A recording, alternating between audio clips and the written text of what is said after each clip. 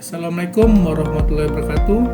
Perkenalkan, nama saya Fatin dengan NIM 12250311178. Kali ini saya akan membahas apa itu manajemen risiko, apa saja yang diperlukan dalam memanajemen sebuah risiko, apa saja yang diperlukan untuk melakukan manajemen risiko sendiri, dan bagaimana langkah-langkahnya, serta bagaimana praktis sendiri dalam sebuah proyek ataupun organisasi itu sendiri. Baiklah, langsung saja kita masuki untuk materi yang pertama. Itu adalah pengertian risiko manajemen.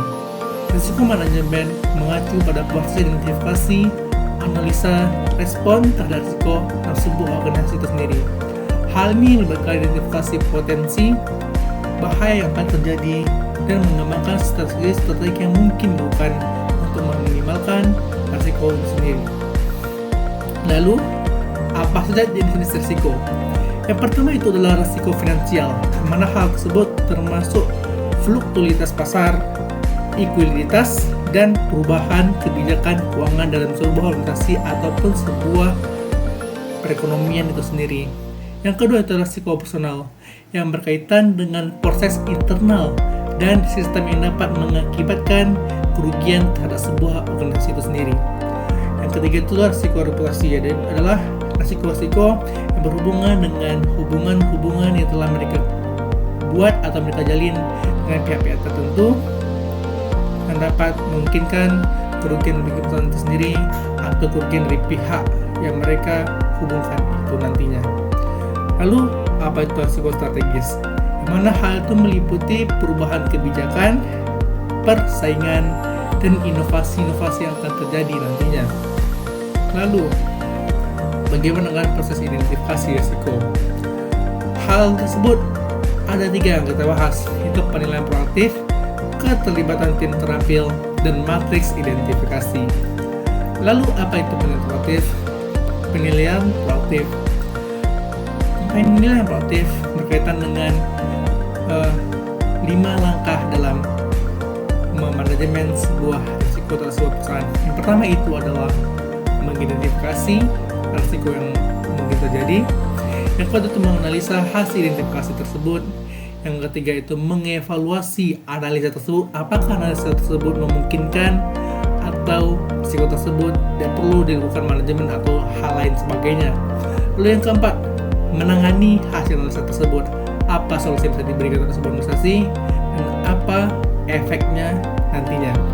Lalu setelah adanya solusi, analisa, identifikasi, dan segala macamnya, maka tahap akhirnya adalah bagaimana kita memantau jalannya solusi yang telah kita berikan.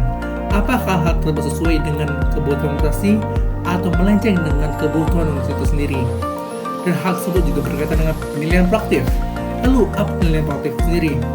Itu adalah dengan melakukan audit dan analisa menyeluruh terhadap seluruh proses bisnis yang ada, mulai dari hulu ke hilir. Lalu keterlibatan tim terampil yang khusus bekerja untuk mengidentifikasi serta mengevaluasi hal-hal yang memungkinkan terjadinya risiko. Lalu bagaimana dengan matriks identifikasi? Hal tersebut berkaitan dengan membuat matriks untuk memetakan dan menilai risiko yang terjadi, apakah hal itu dengan level yang rendah ataupun dengan level tinggi atau level yang penting harus segera diatasi. Lalu bagaimana dengan analisa risiko? Probabilitas dan dampak, menganalisa kemungkinan risiko dan konsekuensi yang akan terjadi nantinya dengan metode kuantitatif menggunakan data statistik untuk melakukan analisa risiko secara matematis dan terstruktur sesuai dengan data-data yang ada. Yang ketiga itu proyeksi skala risiko, memproyeksi besar tentang sebab besar dan seringnya risiko tersebut muncul berdasarkan matriks yang telah kita buat tadinya. Strategi mitigasi risiko. Yang pertama itu proteksi, melindungi aset dan kepentingan organisasi baik dari risiko eksternal maupun internal sendiri.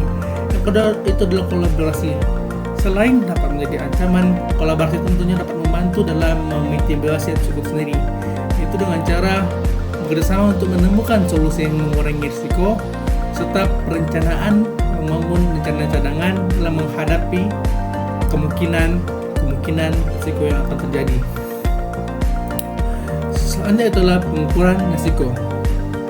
Hal pertama adalah analisa statistik, menggunakan data dan statistik untuk meminimalisir risiko itu sendiri, serta memprediksi apakah risiko tersebut akan terjadi berulang kali atau hanya sesuai dengan rentang-rentang tertentu saja. Lalu, apa itu kerangka referensi? Melakukan perbandingan dengan standar risiko yang telah ada dan standar sebelumnya. Yang ketiga itu penentuan threshold, menentukan batas tertentu atau batas toleransi organisasi terhadap risiko tertentu. Itulah pelaporan risiko. Evaluasi berkala. Pelaporan rutin mengenai kemungkinan risiko baru dan perubahan yang akan terjadi. Transparansi komunikasi, membangun sistem yang terbuka untuk mengkomunikasikan risiko tersebut, merekomendasikan peningkatan, memberi rekomendasi untuk meningkatkan sistem serta manajemen risiko sendiri. Lalu bagaimana praktiknya dalam sebuah organisasi? Yang pertama yaitu penerapan kebijakan, mengimplementasikan pedoman risiko dalam proses bisnis sehari-hari. Selanjutnya itu adalah memonitoring kontinu, melakukan pemantauan secara terus-menerus untuk mengidentifikasi risiko baru dan peningkatan berkelanjutan sesuai dengan 5 steps untuk mengatasi risiko itu. Peningkatan berkelanjutan yang mana hal tersebut masuk ke dalam bagian pemantauan, yang mana melakukan evaluasi perubahan yang kontinu untuk mengoptimalkan manajemen risiko sendiri. Baiklah, di sini saya akan mencontohkan manajemen risiko, yaitu dengan kasus memangkas risiko pencurian di Pertamina IP.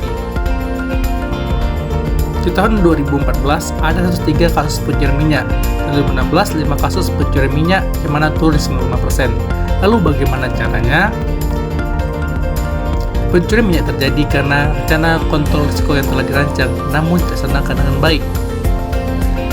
Dampak pencurian minyak: 50 kali PTBIP menghentikan aktivitas pompanya, 15 ton minyak dicuci dan proses terus tahun 2015.